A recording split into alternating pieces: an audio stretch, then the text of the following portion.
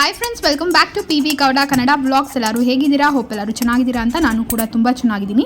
ಇವತ್ತಿನ recipe vlog ಇರುತ್ತೆ. So ಏನು ರೆಸಿಪಿ ಅಂತ ಹೇಳಿದ್ರೆ ಪುಳಿಯೋಗರೆನೆ.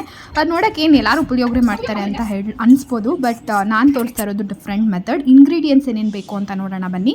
ಸೊ ಈರುಳ್ಳಿನ ಆನಿಯನ್ ಅಂದರೆ ಸಣ್ಣದಾಗಿ ಉದ್ದುದ್ದಕ್ಕೆ ಹಚ್ಕೊಳ್ಳಿ. ಕೊತ್ತಂಬರಿ ಬೇಕು, ಕರಿಬೇವು, ಒಣಗಿರೋ ಮೆಣಸಿನ್ಕಾಯಿ ಮತ್ತು ಬೆಳ್ಳುಳ್ಳಿ, ಮತ್ತು ಒಗ್ಗರಣೆಗೆ ಸಾಸಿವೆ, ಜೀರಿಗೆ, ಉದ್ದಿನಬೇಳೆ, ಕಡಲೆಬೇಳೆ ಹಾಗೆ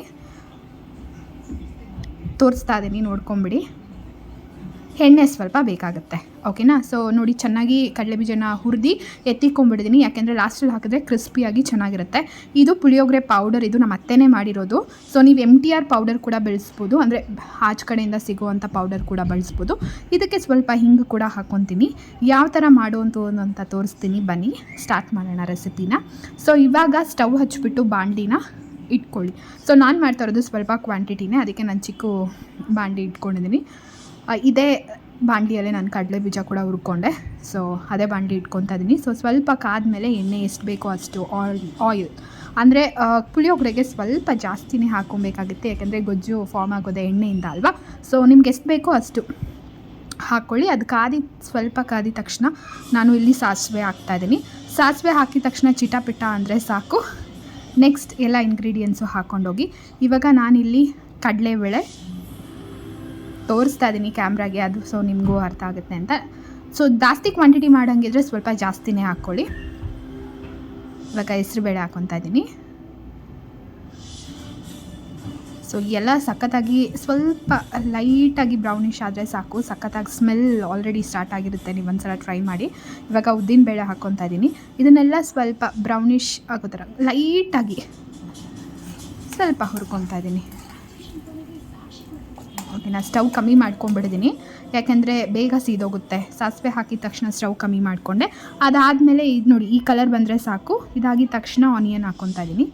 ಇದು ಸಣ್ಣಕ್ಕೆ ಉದ್ದುದ್ದಕ್ಕೆ ಹಚ್ಕೊಂಡ್ರೆ ಟೇಸ್ಟಿ ಇರುತ್ತೆ, ಯಾಕಂದರೆ ಬಾಯಿಗೆ ಸಿಗ್ತಾ ಇರುತ್ತೆ. ಯಾರೂ ಮೋಸ್ಟ್ ಆಫ್ ದೆಮ್ ಇದನ್ನು ಮಾಡಲ್ಲ ಅಂದ್ಕೊತೀನಿ. ಎಲ್ಲರೂ ಪುಳಿಯೋಗರೆಗೆ ಆನಿಯನ್, ಬೆಳ್ಳುಳ್ಳಿ ಇದನ್ನೆಲ್ಲ ಬಳಸಲ್ಲ. ದೇವ್ರ ಪ್ರಸಾದ ಅಂದರೆ ಮೋಸ್ಟ್ ಆಫ್ ದೆಮ್ ಹಾಕಬಾರ್ದು, ಬಟ್ ಇಲ್ಲಿ ನಾವು ತಿನ್ನೋದ್ರಿಂದ ಒಂದ್ಸಲ ಟ್ರೈ ಮಾಡಿ, ತುಂಬ ಟೇಸ್ಟಿಯಾಗಿರುತ್ತೆ. ಇವಾಗ ಕರಿಬೇವು ಸೊಪ್ಪು ಹಾಕ್ಕೊತಾ ಇದ್ದೀನಿ. ಇದನ್ನು ಸ್ವಲ್ಪ ಬಾಡಿಸ್ಕೊಂಡ್ರೆ ಸಾಕು. ಸೊ ಇವಾಗ ಫ್ಲೇಮ್ ಜಾಸ್ತಿ ಮಾಡಿಕೊಂಡೆ, ಅದನ್ನೇ ನನ್ನ ಕೈಯಲ್ಲಿ ನಿಮಗೆ ಆ್ಯಕ್ಷನ್ ಮಾಡಿ ತೋರಿಸ್ತಾ ಇದ್ದೀನಿ. ಸೊ ನಾನು ಇಲ್ಲೇ ವಾಯ್ಸ್ ಹೇಳ್ಕೊಂಡು ಮಾಡ್ಬೋದಿತ್ತು, ಬಟ್ ಲಾಂಗ್ ಪ್ರೊಸೆಸ್ ಆಗುತ್ತೆ, ಏನಕ್ಕೆ ಅಷ್ಟೊಂದು ಅಂತ ಹೇಳ್ಬಿಟ್ಟು ನಾನು ಕಟ್ ಶಾರ್ಟ್ ಮಾಡಿ ವಿಡಿಯೋನ ವಾಯ್ಸ್ ಓವರ್ ಕೊಡ್ತಾ ಇರೋದು ಅಷ್ಟೇ. ಇವಾಗ ನಾನು ಇಲ್ಲಿ ಬೆಳ್ಳುಳ್ಳಿ ಜಚ್ಕೊಂಡು ಇಟ್ಕೊಂಡಿದ್ದೆ, ನೋಡಿ ಕಾಣಿಸ್ತಿದೆ ಅನಿಸುತ್ತೆ. ಸೊ ಅದನ್ನು ಆ್ಯಡ್ ಮಾಡ್ಕೊತಾ ಇದ್ದೀನಿ.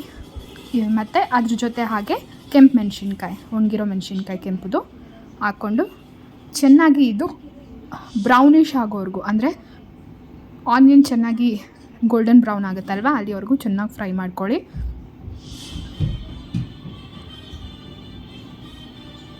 ಸೊ ತುಂಬ ಟೇಸ್ಟಿಯಾಗಿರುತ್ತೆ, ಒಂದ್ಸಲ ಟ್ರೈ ಮಾಡಿ. ಹಾಗೆ ಕಮೆಂಟ್ ಸೆಕ್ಷನಲ್ಲಿ ತಿಳಿಸಿ ನೀವು ಯಾವ ಥರ ಬಂತು, ಇದೇ ಥರ ಮಾಡಿದ್ರಾ, ಟೇಸ್ಟ್ ಮಾಡಿದ್ರಾ, ಹೇಗೆ ಅನಿಸ್ತು ಅಂತ. ಇಷ್ಟ ಆಯಿತಾ ಇಲ್ಲ ಅಂತ ಹೇಳಿದ್ರೆ, ನಿಮ್ಮ ಮೆಥಡ್ ಯಾವ ಥರ ಆದರೂ ಬೇರೆ ಥರ ಇದ್ದರೆ ಡಿಫ್ರೆಂಟಾಗಿ ಅದನ್ನು ಹೇಳಿ, ನಾನು ಟ್ರೈ ಮಾಡ್ತೀನಿ, ಓಕೆನಾ? ಸೊ ಇವಾಗ ಸ್ವಲ್ಪ ಹಿಂಗೆ ಹಾಕ್ಕೊಂಡೆ. ಹಿಂಗೆ ಮಸ್ಟು, ನನಗೆ ಜೀರ್ಣಶಕ್ತಿ ಆಗಿರಲಿ, ಮತ್ತು ತುಂಬ ಒಳ್ಳೆಯದು ಹಿಂಗೆ ಬಳಸೋದ್ರಿಂದ ಅಡುಗೆಗಳಲ್ಲಿ. ಸೊ ಪುಳಿಯೋಗರೆಗೆ ಹಿಂಗು ಸ್ವಲ್ಪ ಜಾಸ್ತಿನೇ ಇರಬೇಕಲ್ಲ. ಸೊ ಹಿಂಗೆ ಇಷ್ಟ ಇಲ್ಲದೆ ಇರೋರು ಸ್ಕಿಪ್ ಮಾಡ್ಬೋದು, ಯಾವುದೇ ಪ್ರಾಬ್ಲಮ್ ಇಲ್ಲ. ಬಟ್ ಇದರಲ್ಲಿ ಕಡಲೆ ಬೀಜ ಆಗಿರೋದ್ರಿಂದ ಅದು ಸ್ವಲ್ಪ ಪ್ರೋಟೀನ್ಸ್ ಮತ್ತು ಆನಿಯನ್, ಆಯಿಲ್ ಇದೆಲ್ಲ ಎಲ್ಲ ಇರೋದ್ರಿಂದ ಹಿಂಗೆ ಹಾಕೋದ್ರಿಂದ ಡೈಜೆಷನ್ ಚೆನ್ನಾಗಾಗುತ್ತೆ. ಸೊ ಟ್ರೈ ಮಾಡಿ ಎಲ್ಲ ಅಡುಗೆಗೂ, ಅಟ್ಲೀಸ್ಟ್ ಒಗ್ಗರಣೆಗಳಿಗೆ ಹಿಂಗನ್ನ ಬಳಸಿ ನೋಡಿ. ಹೆಲ್ತ್ ವೈಸ್ ತುಂಬಾ ಬೆನಿಫಿಟ್ಸ್ ಇದೆ.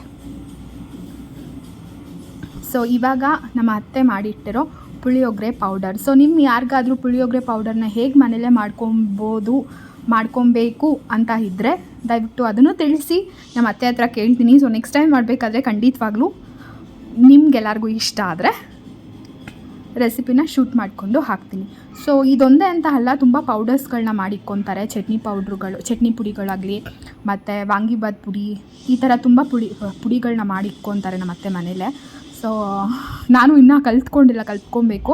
ಸೊ ಆ ಟೈಮಲ್ಲಿ ನಾನು ಖಂಡಿತವಾಗ್ಲೂ ವಿಡಿಯೋ ಮಾಡಿಬಿಟ್ಟು ಒಂದೊಂದೇ ರೆಸಿಪೀಸ್ನ ಆ್ಯಡ್ ಮಾಡ್ಕೊಂಡು ಹೋಗ್ತೀನಿ.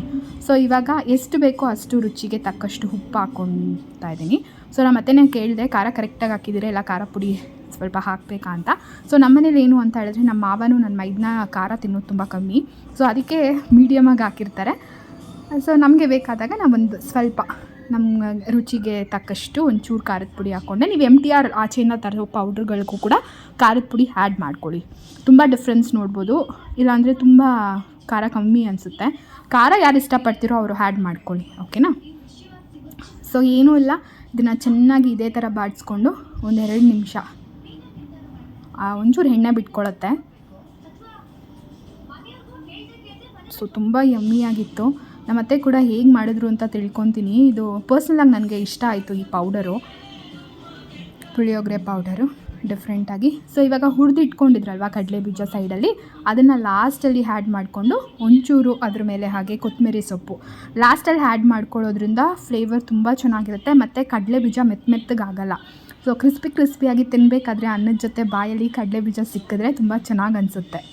ಅದಕ್ಕೋಸ್ಕರ ಹುರಿದಿಟ್ಕೊಂಡ್ಬಿಟ್ರೆ ಒಳ್ಳೆಯದು. ಹಂಗೂ ಹುರಿತಾರೆ ಒಬ್ಬೊಬ್ಬರು, ಅದನ್ನು ಮಾಡ್ಕೊಬೋದು. ಬಟ್ ನನ್ನ ಪ್ರಕಾರ ಅದು ಸ್ವಲ್ಪ ಮೆತ್ತಗಾಗ್ಬಿಡುತ್ತೆ.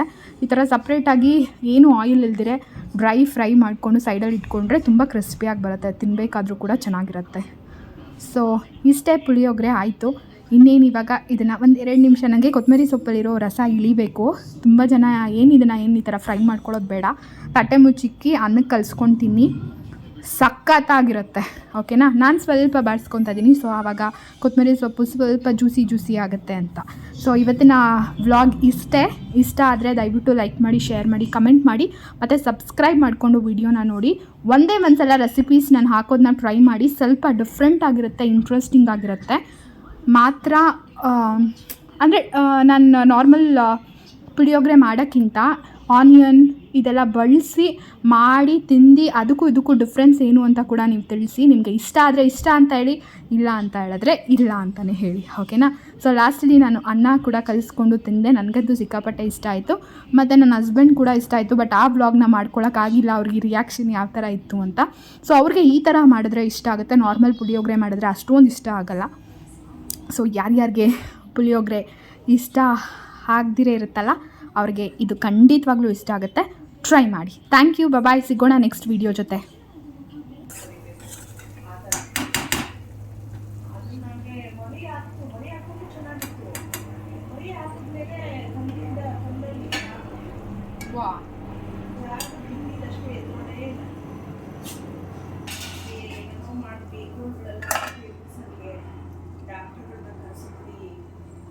ಏನು ಅಂತ ಎತ್ತಕ್ಕೆ ಆಗಿಲ್ಲ, 2 ಮಗು